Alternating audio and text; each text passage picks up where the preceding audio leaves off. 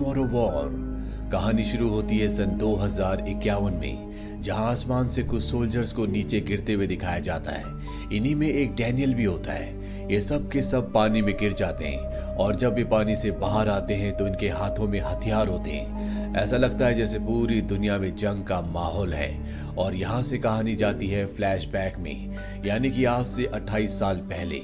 वक्त होता है सन 2022 का, जहां पर डैनियल को दिखाया जाता है जो अपनी वाइफ और अपनी बेटी के साथ रहता है। वो एक बायोलॉजिस्ट है, लेकिन उसके पास कोई भी अच्छा जॉब नहीं है, इसीलिए वो टीचिंग करता है। पर उसका आर्मी रिसर्च लैब में एक इंटरव्यू है जिसके लिए बहुत एक्साइटेड होता है। पर जब वो इंटरव्यू के लिए जा रहा होता है तो उसे कॉल आता है कि आपका रिजेक्शन हो गया, यानी कि उसने जो फॉर्म सबमिट किए होते हैं उसी के आधार पर उसे रिजेक्ट कर दिया जाता है। इस बात से उसे बहुत गुस्सा आता है। अब डैनियल जब अपने घर पर टीवी पर फुटबॉल मैच देख रहा होता है, तभी फुटबॉल ग्राउंड में दिखाया जाता है कि एक पोर्टल खुलता है जिसके अंदर से बहुत सारे सोल्जर्स आते हैं। और इन्हीं सोल्जर की लीडर, जिसका नाम लेफ्टिनेंट हार्ट है, वो भी यहाँ पर आ जाती है। वो सबको बताती है कि सन 2048 में हमारी दुनिया पर व्हाइट स्पाइक्स नाम के एलियंस ने हमला किया। सबसे पहले उन्हें नॉर्दर्न रशिया में देखा गया था और इसके बाद मात्र 3 साल में, यानी कि सन 2051 तक उन्होंने पूरी दुनिया से ह्यूमंस का खात्मा कर दिया।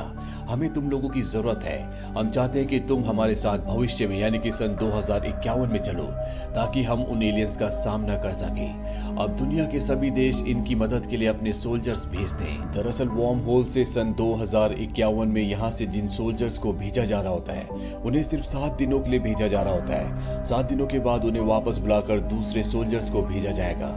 लेकिन 7 दिनों के अंदर ही वहां पर एलियन 70% से ज्यादा लोगों को मार देते हैं। अब यहाँ पर डैनियल को भी एक मैसेज आता है जिसमें उसे रिसर्च सेंटर में बुलाया जाता है और उसे बताया जाता है कि उसे भी वॉर्म होल से सन 2051 में भेजा जाएगा।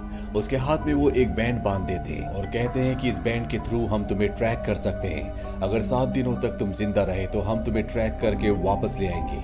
हालांकि डैनियल नहीं जाना चाहता, लेकिन उसके पास अब कोई भी चॉइस नहीं है, उसे जाना ही पड़ेगा। डैनियल इसके बाद अपनी वाइफ से मिलने के लिए आता और उसे अपने हाथ पर वो बैंड दिखाता है जो उसे लगाया गया था। उसकी पत्नी समझ जाती है कि उसे भी वॉर में, यानी कि सन 2051 में भेजा जा रहा है, जहां से वापस आना बहुत मुश्किल है। इसीलिए वो कहती है कि मैं तुम्हें जाने नहीं दूंगी। डैनियल कहता है कि हम चाहकर भी कुछ नहीं कर सकते। जो बैंड मेरे हाथ में लगाया गया है, इस बैंड की मदद से वो मुझे कभी भी किसी भी वक्त में कहीं से भी भेज सकते हैं, चाहे मैं उनके सामने रहूं या ना रहूं। डैनियल की पत्नी कहती है कि हमें तुम्हारे पिता की मदद लेनी चाहिए, वही इस गैजेट को तुम्हारे हाथ से निकाल सकते हैं। डैनियल अपने पिता को बिल्कुल पसंद नहीं करता, क्योंकि जब वो छोटा था तो उसके पिता उसे और उसकी मॉम को छोड़कर चले गए थे। पर अपनी वाइफ के कहने पर वो अपने पिता के पास जाता है, जहां पर उसके पिता कहते हैं कि मैं इस डिवाइस को तुम्हारे हाथ से निकाल दूंगा। लेकिन इससे पहले इन दोनों के बीच में आर्ग्यूमेंट्स हो जाते हैं। इसीलिए डैनियल गुस्से और जिद में अपने हाथ के गैजेट को निकलवाए बिना ही यहाँ से चला जाता है। वो अपनी पत्नी से कहता है कि अब मुझे भविष्य में वॉर में जाना ही पड़ेगा। उसकी पत्नी को इस बात से बहुत दुख होता है। डैनियल अपनी बेटी को भी अलविदा कहता है और उस रिसर्च सेंटर में पहुंच जाता है, जहां पर उसके जैसे और भी बहुत सारे लोग आए होते हैं, जिन सबको अब भविष्य में भेजा जाना है। उनके सामने एक आर्मी का ऑफिसर प्रेजेंटेशन दे रहा होता है। तभी एक लड़की पूछती है कि जब हमारे पास टाइम ट्रेवल करने की शक्ति है तो क्यों ना हम सन 1948 में जाए, जब एलियंस हमारी दुनिया में आए थे और उन्हें हमारी दुनिया में आने से पहले ही खत्म कर दिया जाए। अब यहाँ पर जो ऑफिसर बैठा होता है वो कहता है कि हमारे पास जो टाइम मशीन है बस वो 30 साल के अंतराल में ही काम कर सकती है। या तो हम यहाँ से सन 2051 में जा सकते हैं या 2051 से सन 2022 में। इसके अलावा हम किसी भी टाइम लूप में किसी भी समय में नहीं जा सकते। अब यहाँ पर इनकी ट्रेनिंग शुरू हो जाती है। ट्रेनिंग के दौरान ही यहाँ पर लेफ्टिनेंट हार्ट आती है और वो कहती है कि भविष्य में, यानी कि सन 2051 में एलियंस ने हमारी लैब के ऊपर हमला कर दिया है, जो कि हमारा एक बहुत ही इंपॉर्टेंट एरिया है। इसीलिए अभी हमें वहां जाना होगा और इसके बाद इन सब को वॉर्म होल से सन 2051 में भेजा जाता है। और जब ये सब के सब 2022 और 2051 के बीच में होते हैं, तभी वो पोर्टल खराब हो जाता है, जिस वजह से सब के सब ऊपर आसमान से नीचे गिरना शुरू हो जाते हैं। और यहाँ से कहानी प्रेजेंट में आती है। ये वही सीन होता है जो हमें कहानी की शुरुआत में दिखाया गया था। सन 2051 में पहुंचने के बाद डैनियल को सबका लीडर बना दिया जाता है और उसे मिशन दिया जाता है कि उसे लैब में जाना होगा, जहाँ पर उनके कुछ साथी हैं, उन्हें बचाकर डैनियल को लाना है। पर जब डैनियल वहां पहुंचता है तो वो देखता है कि वहां पर सब के सब मारे जा चुके हैं। वो ये बात कर्नल को बताता है। कर्नल उसे कहती है कि वहाँ पर बहुत ही इंपॉर्टेंट हार्ड ड्राइव है, तुम्हें उसे हासिल करके वापस लाना होगा। डैन अपने साथियों के साथ हार्ड ड्राइव हासिल कर लेता है और तभी एलियंस इन पर हमला कर देते हैं। यहाँ पर बहुत सारे एलियंस होते हैं, इसीलिए इस जगह को बॉम्ब से ब्लास्ट करने का ऑर्डर दिया जाता है। डैनियल और उसके सभी दोस्त वहाँ से बाहर निकल जाते हैं और इस जगह को बॉम्ब से ब्लास्ट कर दिया जाता है, जिसमें बहुत सारे एलियंस मारे जाते हैं। लेकिन इसमें डैनियल के भी बहुत साथी मारे जाते हैं। वो खुद भी बेहोश हो जाता है और जब उसे होश आता है तो वो एक टेंट के अंदर होता है, जहाँ पर बगल वाले बेड में उसका एक साथी भी होता है। जब ये दोनों बाहर आते हैं तो देखते हैं कि वहाँ पर इनका एक और साथी बचा हुआ है। दरअसल एलियंस से सिर्फ ये 3 ही बचे होते हैं। बाहर जो इनका साथी होता है वो यहाँ पर तीसरी बार आ रहा है, यानी कि वो 3 बार एलियंस का सामना कर चुका है। डैनियल उससे पूछता है कि तुम तीसरी बार यहाँ पर आए हो, क्या तुम्हें मौत से डर नहीं लगता? क्या तुम्हारा कोई परिवार नहीं है? वो बताता है कि उसे कैंसर है, इसी हॉस्पिटल में मरने से अच्छा है कि मैं वॉर में शहीद हो जाऊं। अब यहाँ पर कर्नल आती है और जब डैनियल उसे ध्यान से देखता है तो कहता है कि मैंने शायद तुम्हें कहीं देखा है, शायद मैं तुम्हें जानता हूँ। कर्नल उसे बताती है कि मैं आपकी बेटी हूँ।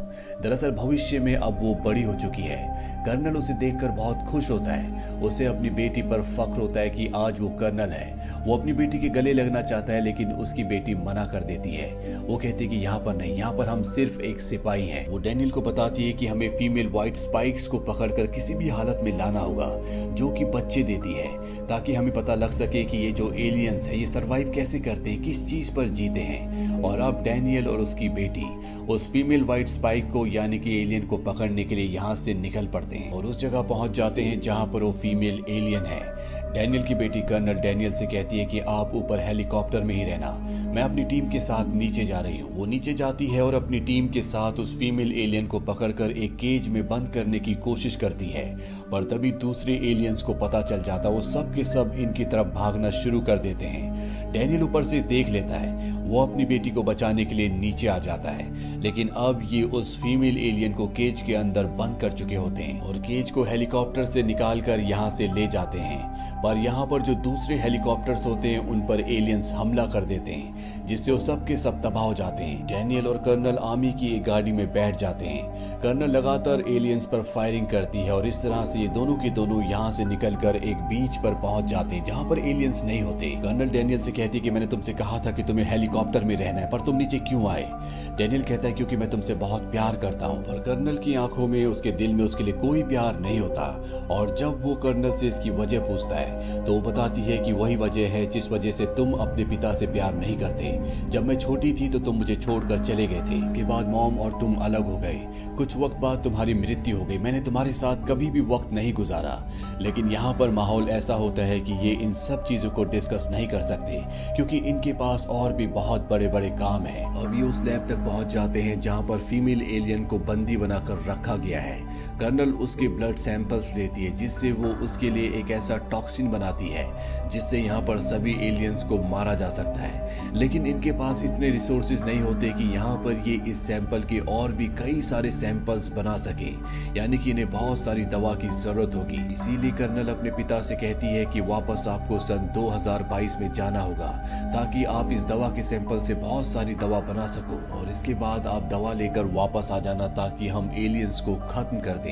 ये दोनों के दोनों लैब से बाहर निकल जाते हैं। तभी फीमेल एलियन होश में आ जाती है और यहाँ पर वो अपने साथी एलियंस को खतरे का सिग्नल देती है जिससे सभी एलियंस इस तरफ आ जाते हैं। वो इन सब के ऊपर हमला कर देते हैं और इस हमले में कर्नल बुरी तरह से जख्मी हो जाती है। डैनियल अपनी बेटी की ऐसी हालत देखकर बहुत परेशान हो जाता है। वो कहता है कि अब मैं पास्ट में वापस नहीं जाऊंगा, पर उसकी बेटी कहती है कि आपको जाना होगा, मुझे आप पर विश्वास है। साथ ही वो अपने पिता से माफी भी मांगती है। वो कहती है कि मैं सिर्फ आपसे नाराज थी, मैं आपसे बहुत प्यार करती हूँ, आपको वापस जाना होगा और दवा लेकर इसी दुनिया में इसी वक्त में वापस आना होगा। तभी एक एलियन आता है जो कर्नल को खींचकर अपने साथ नीचे ले जाता है। डैनियल अपनी बेटी को बचाने के लिए ऊपर से नीचे कूदता है, लेकिन तभी उसका वार्म होल यानी कि सन 2022 में वापस जाने का टाइम हो जाता है, जिससे वो सन 2022 में पहुंच जाता है। वहां पहुंचकर वो बहुत दुखी होता है क्योंकि वो अपनी बेटी को बचा नहीं पाया होता। पर अब उसके पास टॉक्सिन बनाने का सैंपल है जो उसे उसकी बेटी ने दिया था। वो उसे लेफ्टिनेंट को देता है और कहता है कि इस सैंपल की बहुत सारी दवा बना दो, मुझे जल्द से जल्द वापस जाना होगा। लेफ्टिनेंट उसे बताती है कि अब जाकर भी तुम वापस नहीं जा सकते क्योंकि टाइम पोर्टल पूरी तरह से खराब हो चुका है। ये सुनकर उसे बहुत दुख होता है। डैनियल वापस अपने घर जाता है जहां पर वो अपनी बेटी से मिलता है जो कि इस वक्त में छोटी है। वो अपनी बेटी को अपने गले से लगा लेता है, उसे बहुत प्यार करता है और अपनी पत्नी को बताता है कि हमारी बेटी आगे चलकर एक बहुत बड़ी कर्नल बनेगी और एलियंस को मारने वाला टॉक्सिन बनाएगी, जो टॉक्सिन मैं वहां से इस दुनिया में लेकर आया हूँ। वहीं डैनियल अपने उस दोस्त से मिलने के लिए जाता है जो उसके साथ सन 2051 में गया था।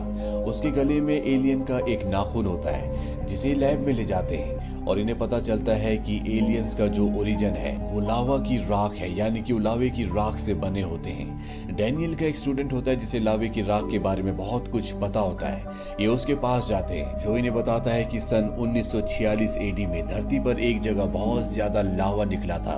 लावे की राख चारों तरफ फैल गई थी। इसके बाद वही जगह बर्फ से ढक गई, जिस वजह से वहां पर रहने वाले जीव उसी बर्फ के नीचे दब गए, जो हो सकता है कि आज भी वहां पर पूरी तरह से जिंदा हो। पर आने वाले वक्त में ग्लोबल वार्मिंग से जब बर्फ पिघलेगी तो हो सकता है कि वो जमीन के ऊपर आ जाए और इंसानों के ऊपर हमला कर दे।